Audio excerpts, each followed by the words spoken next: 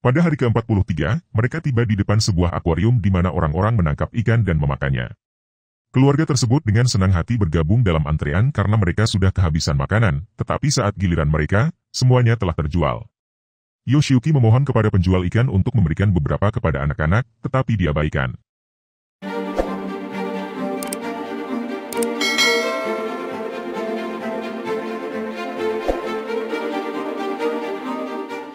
Keluarga Suzuki adalah keluarga beranggotakan 4 orang yang tinggal di bagian pinggiran Tokyo.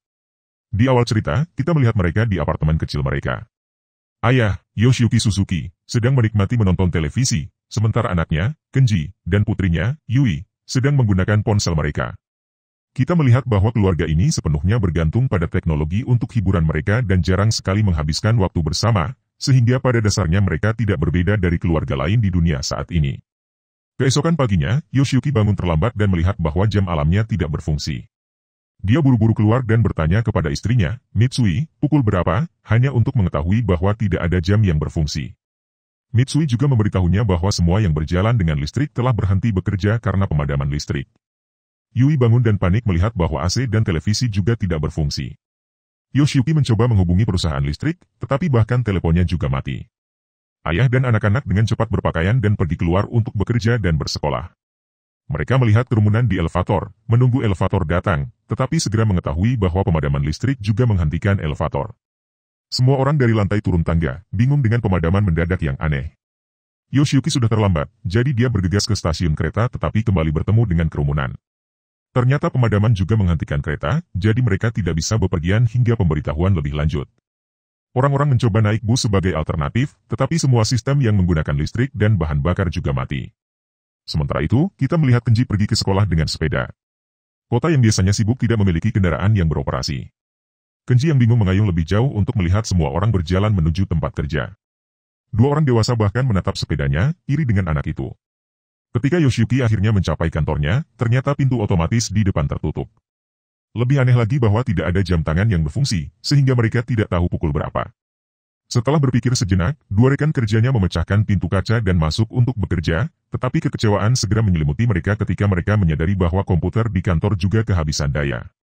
Ya, mungkin mereka sudah tahu itu, mereka hanya ingin memecahkan kaca. Sementara itu, Mitsui bertemu teman-temannya di luar apartemen dan membahas pemadaman listrik. Teman-temannya buru-buru pergi ke toko untuk membeli beberapa lilin untuk malam hari. Mitsui bingung karena dia percaya bahwa listrik akan kembali pada malam hari, tetapi tetap mengikuti teman-temannya.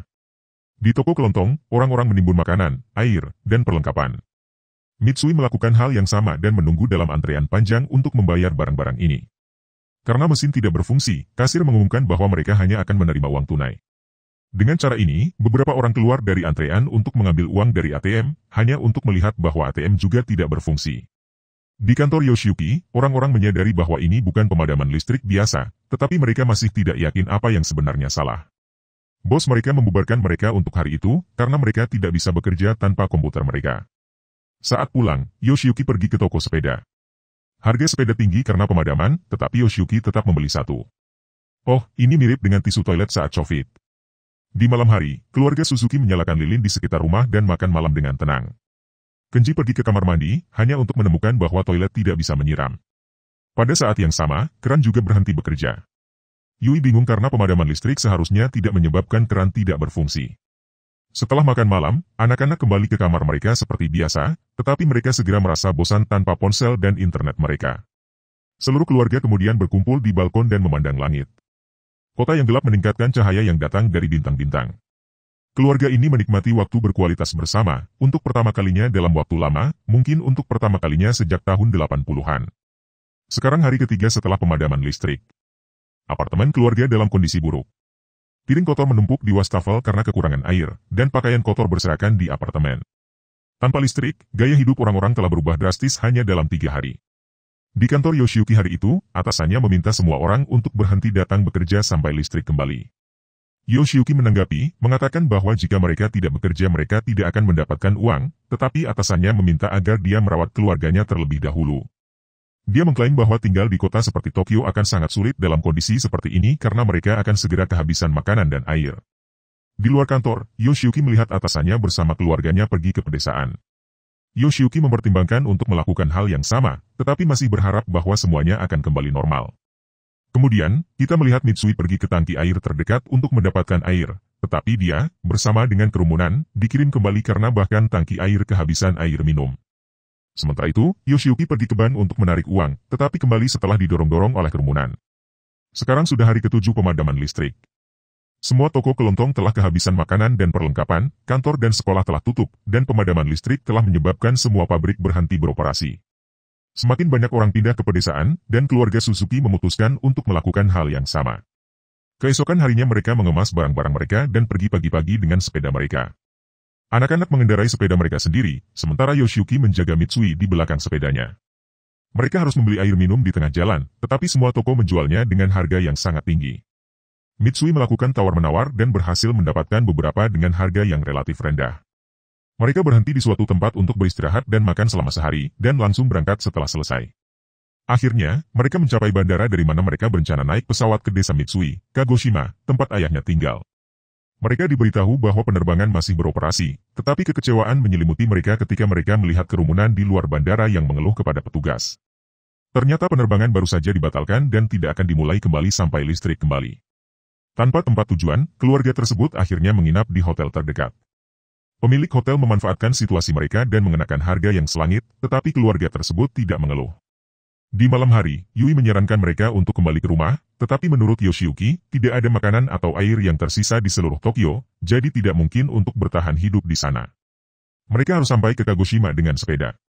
Keesokan harinya, Kenji dan Yui pergi ke toko buku dan mendapatkan peta untuk menavigasi lokasi-lokasi. Sementara itu, orang tua mereka menukar 2 botol alkohol Yoshiyuki untuk sebuah sepeda dan beberapa makanan. Kemudian keluarga melanjutkan perjalanan mereka. Setelah beberapa jam, mereka akhirnya mencapai jalan raya di mana beberapa pelancong seperti mereka juga sedang menuju pedesaan.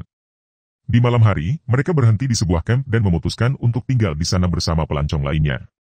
Sepasang suami istri melihat mereka minum air dan meminta beberapa, tetapi keluarga itu berbohong bahwa itu adalah botol terakhir. Mereka makan makanan dan tertidur. Pada hari berikutnya, mereka melanjutkan perjalanan dan berakhir di terowongan gelap yang dipenuhi mayat. Mereka dibantu oleh nenek-nenek untuk menyeberanginya. Sekarang sudah 16 hari sejak pemadaman listrik. Keluarga itu berada di tepi sungai ketika botol air terakhir mereka habis. Tanpa cara lain, Yoshiyuki meminum air dari sungai langsung. Setelah mereka meninggalkan tepi sungai, badai besar melanda, membuat keluarga tersebut meninggalkan sepeda dan barang-barang mereka untuk berlindung di area terdekat. Setelah badai, mereka kembali ke sepeda mereka dan menemukan bahwa salah satu ban mereka hancur.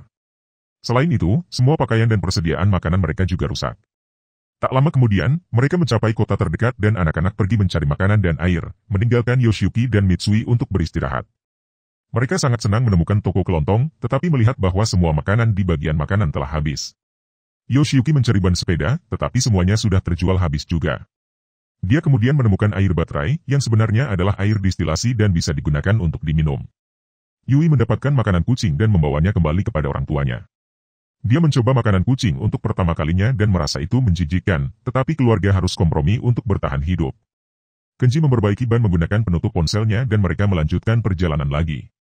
Mereka bertahan dengan air baterai dan makanan kucing selama seminggu sebelum bertemu dengan kelompok pendaki pada hari ke-22. Para pendaki mengajari mereka tentang rumput liar yang bisa dimakan di tepi jalan. Salah satu dari mereka mengambil foto keluarga dengan kamera non-digital dan berjanji akan mengirimkannya ketika listrik kembali. Mereka bepergian bersama selama beberapa jam, lalu berpisah. Pada hari ke-43, mereka tiba di depan sebuah akuarium di mana orang-orang menangkap ikan dan memakannya. Keluarga tersebut dengan senang hati bergabung dalam antrean karena mereka sudah kehabisan makanan, tetapi saat giliran mereka, semuanya telah terjual. Yoshiyuki memohon kepada penjual ikan untuk memberikan beberapa kepada anak-anak, tetapi diabaikan. Keluarga yang kecewa melanjutkan perjalanan mereka, tetapi segera lelah karena kekurangan makanan dan air. Suatu hari, mereka berakhir di ladang di mana Yoshiyuki hampir makan serangga. Tiba-tiba, mereka melihat seekor babi di dekatnya. Keluarga sangat senang ketika Yoshiyuki berhasil menangkap babi itu, tetapi mereka enggan memotongnya, meskipun sedang kelaparan. Tiba-tiba, seorang pria mendekati mereka dan memotong babi itu sendiri. Dia memperkenalkan dirinya sebagai Tanaka dan meminta keluarga untuk membantunya membawa babi itu ke peternakannya. Di rumahnya, dia menyuguhkan makanan kepada keluarga. Mereka melahapnya dengan lahap setelah kelaparan selama beberapa hari. Selama seminggu berikutnya, mereka tinggal bersama Tanaka, tetapi kemudian memutuskan untuk melanjutkan perjalanan mereka ke desa lagi. 3 hari kemudian, mereka sampai di tepi sungai. Ternyata peta yang mereka ikuti sudah usang, jadi sekarang mereka harus menyeberangi sungai untuk sampai ke tujuan mereka. Mereka membuat rakit darurat dengan potongan kayu dan berhasil membawa Mitsui dan Yui ke ujung lainnya. Kemudian, Yoshiyuki dan Kenji kembali untuk mengambil sepeda. Namun, tiba-tiba hujan turun, dan air mengalir lebih cepat, menyeret Yoshiyuki bersamanya. Kenji berusaha keras menyelamatkan ayahnya, tetapi hanya menemukan wig-nya di air. Keluarga itu duduk di tepi sungai sambil menangis, karena mereka tidak tahu Yoshiyuki botak, meratapi kematian Yoshiyuki. Beberapa saat kemudian, mereka melanjutkan perjalanan dengan berjalan kaki. 3 orang tersebut berhasil mencapai hari ke-94, berkat makanan yang mereka simpan di Tanaka. Mereka berjalan di sepanjang rel kereta api, ketika tiba-tiba, beberapa anjing menyerang Mitsui, membuatnya terjatuh dari jalan. Anak-anak berlari untuk menyelamatkan ibu mereka, hanya untuk melihat bahwa kakinya patah. Mereka mengembalikannya ke rel, tetapi diserang oleh anjing-anjing itu lagi. Tiba-tiba, terdengar suara kereta uap. Keluarga itu sangat terkejut ketika kereta berhenti di rel untuk menjemput mereka. Karena kereta itu berjalan dengan batu bara, kereta tersebut masih berfungsi.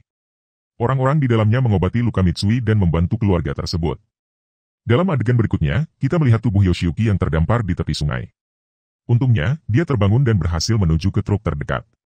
Saat itu, kereta uap yang ditumpangi keluarganya lewat. Yoshiyuki menggunakan senter asap untuk menarik perhatian orang-orang. Akhirnya, kereta berhenti, dan keluarga bersatu kembali dengan bahagia. Kereta kemudian membawa mereka ke tujuan mereka. Mereka bertemu dengan ayah Mitsui setelah bertahun-tahun dan mulai tinggal bersamanya. Dalam adegan berikutnya, kita melihat 2 tahun dan 126 hari telah berlalu sejak pemadaman listrik. Keluarga Suzuki telah tinggal di desa Kagoshima yang indah. Mereka menjalani kehidupan bahagia, memancing dan menenun pakaian mereka sendiri. Suatu hari, Yoshiyuki terbangun oleh bunyi alarm. Kemudian, seluruh desa terbangun dengan listrik yang kembali menyala. Lampu mulai berfungsi dan ponsel mulai berbunyi. Semua orang sangat terkejut, tetapi tidak ada yang tahu pasti apa yang membuat listrik kembali. Beberapa minggu kemudian, keluarga tersebut kembali ke kehidupan lama mereka di Tokyo. Tidak butuh waktu lama, kurasa internet lebih baik daripada kakek. Berita mengatakan bahwa pemadaman yang berlangsung 2,5 tahun disebabkan oleh flare matahari. Beberapa orang percaya bahwa itu adalah ulah organisasi teroris, tetapi penyebabnya masih belum terkonfirmasi. Film berakhir saat keluarga menerima foto yang diambil seorang asing dari mereka saat bepergian. Pemadaman listrik mengajarkan orang-orang untuk menghargai hal-hal kecil dalam hidup yang mereka anggap remeh. Sepertinya keluarga Suzuki, yang tidak saling peduli, menjadi lebih dekat dari sebelumnya karena kesulitan yang mereka hadapi. Dunia tanpa teknologi, ini adalah film paling menakutkan yang pernah kami rangkum. Subscribe untuk lebih banyak video seperti ini, aktifkan notifikasi, dan beri like untuk mendukung channel ini. Terima kasih telah menonton.